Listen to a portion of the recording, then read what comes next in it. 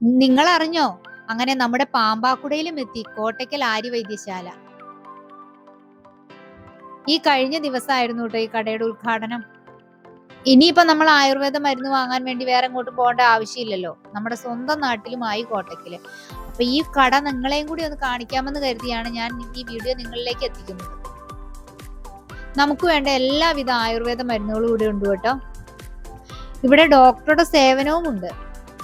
ഇനിയിപ്പോൾ ആയുർവേദ മരുന്നുകൾ വാങ്ങണമെങ്കിൽ നമ്മൾ വേറെ എങ്ങോട്ടും പോകണ്ട, നേരെ ഇങ്ങോട്ട് വന്നാൽ മതി.